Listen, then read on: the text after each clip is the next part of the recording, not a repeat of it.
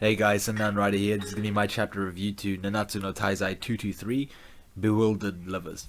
Now this chapter was pretty good. There were elements of it which were just they slowed down a little bit, but then it started picking up. So it was kind of a roller coaster. This chapter, there were parts which were slow and then picked up again, and then it picked up even more. And you're like, oh shit! By the end of the chapter, we're like, oh yeah, this is gonna be dope. So I'm sure if you've read the chapter, you'd agree with me. So let's talk about it. Let's go straight through it. What we get is I'm not going to talk about every aspect of the chapter. I'm just going to talk about the most important parts. But Elizabeth tells Elaine and Diane about her constant reincarnation and losing her memories each time. So she's talking about how Zelda has told her about her this curse that she's been bestowed with or afflicted with. And apparently she told Meliodas about this, about what Zelda said, but he just brushed it off and he was like, nah, there's nothing to say about this, forget about it. So then Diane is obviously jumping to conclusions, being the type of person she is. She's like, oh, you need to dig deeper, you need to get all your memories back and everything. Don't worry about what Meliodas thinks and all that. But Elaine's sat there thinking, do you think it has something to do with maybe something the captain Meliodas does not want you to remember? He doesn't want you to remember a specific thing or something like that. And obviously Diane's got her mind in the gutter, but Elaine's talking about maybe if you remember something, there'll be issues either with you and Meliodas, or you'll remember something he did, you'll remember something someone did to him, or some shit like that, and it'll basically create a rift between you guys. So maybe it's not as important as you might think. Then I think Diane asks Elaine whether she can read the captain's heart. Like it was a bit like the fairy tale chapter today, where Cobra couldn't read Acnologia's heart, a bit like that. But basically, Elaine can't read Meliodas' heart. I'm sure there's going to be some sort of. It's not that much of a plot point, so I'm not sure whether there's going to be an explanation. But it might be a good thing to get an explanation for why can't she read Meliodas' heart? Does he has he? Well, we know he's powerful, we know he's knowledgeable, he just doesn't seem to show it. So there must be some sort of barricade or barrier that he's put up ages ago or something like that. So Diane says she supports Elizabeth trying to get or attain her memories of the past, which when we come to the end of this chapter, you're like, maybe you shouldn't have said that. So we see Hawk Mama decimating a lackey demon. It's just just a piece of just a trashy demon, not really anything major, just a minion. We see Merlin worrying and fretting over Arthur. Escanor's concerned about Merlin. These were the parts of the chapters, like I said, that were insubstantial. They weren't anything major in it or anything like that. Then the first bit of development we get is Galtha, when he's thinking about going to Conrand, which is the city stronghold that Meliodas said they were gonna go towards. They're gonna go there last chapter.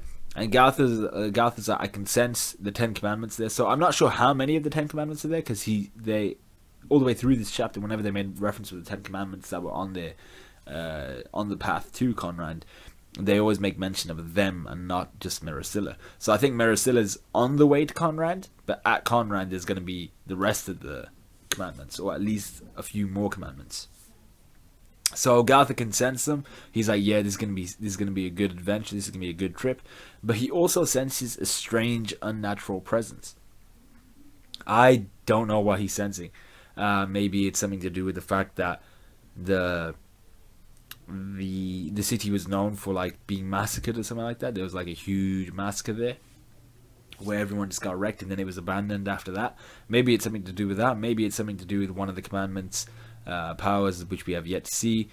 Maybe it's something to do with Arthur. I'm not too sure. Arthur would be with Zeldris and Camelot, you'd assume. But whatever it is, he seems to be. There's something else he seems to be excited about. Not the strange, unnatural presence, but he's just like, but before that, and then he kind of drifts away from whatever. We drift away from Galtha, so we don't see what he was going to say. But he seems to be excited about something on the way or in Conrad. So I'm not quite sure. Well, actually, it's got to be on the way to Conrad. It's not Mericilla, but it's got to be something pretty dope if Galtha's excited by it. We get Hellbrand then congratulating King, and he gives him his ominous like best friend kind of. It's not really a speech. He just tells him like he reminds him, "I'm your best friend." And the reason I assume he does that is because Mericilla's on the way. You know, so Hellbrand, Elaine, they're both gonna be going AWOL for a long time after this. And then straight after that, excuse me, straight after that we get Bond talking to Meliodas about wanting to sit out this mission, and the mission being Maricilla, because he'd prefer to spend Elaine's final moments with Elaine rather than fighting with the rest of the crew. And essentially almost every one of the Sins now can kick the shit out of Maricilla. She's not exactly one of the most hype commandments, so the fact that he wants to sit out I didn't mind it, but I think it didn't sit well with some people. And Meliodas doesn't seem to really give a shit. He's like, yeah, you can sit out, I don't mind. If it's about Elaine, that's cool with me. So Meliodas is then like, you know what, I understand what you're going through. You gotta let go of your loved one again. And Bond is angered by Meliodas' implication of when he says this, and he's like, how can you possibly understand what I'm going through? So it looked like he was probably gonna take it a little bit further. Like, he looked pissed. Bond looked pissed. But then we get an emergency like call from Hawk saying that Elizabeth is going ape. So she says something about Barzad, I don't know how you pronounce it, Barzad being bitten by a werefox, and she needs to warn or let Meliodas know. So basically she's remembering her past, and I was like, oh, it's about time. Meliodas keeps brushing her off, and I was one of the people that was slightly annoyed at Meliodas for constantly brushing off Elizabeth, because I thought she had the right to know about her past. So when we got to the end of this chapter, I felt pretty bad as well. I was like, yo, I was basically in Bond's seat. I was like, yo, shit. So Barzad had been bitten by a werefox. Meliodas is shook when he comes down and he sees that Elizabeth is in that state. And then Merlin goes up to Elizabeth and she's like, I got this. And she asks if Elizabeth knows her. And Elizabeth looks at her and goes, oh, I hardly recognize you looking so young. And then she says, are you still living by yourself in Belia Lewin? Have you come to see Meliodas again? And Merlin is shook by this. She's like, God damn, you remember that shit. So basically, what we gain from this is that Merlin hasn't always looked like she has, but being the type of maid she is, I mean, her magical ability and capacity is way beyond any of the Sins. We already know that. So she could have just as easily have switched her looks at any time, stopped her time around about whatever age she wanted. But the fact is, she didn't always look like this. She looked a lot older, we assume, because of what Merlin said. So when Elizabeth knew Merlin, she looked different. She looked older, I assume. And she used to live by herself in Belia Lewin, and she used to have these probably regular contacts or regular meetings with Meliodas. So it's obvious already that Merlin was one of Meliodas' oldest friends. But she's shaken by the fact that Elizabeth remembers that.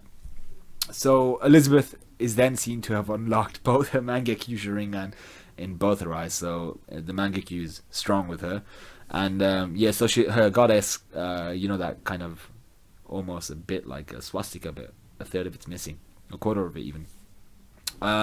She's unlocked that in both of her eyes. Which is something we haven't seen before. So basically what this is insinuating is that she's gaining her memory, she's regaining her powers, and she's regaining all the lost aspects of Elizabeth that we've seen in the past.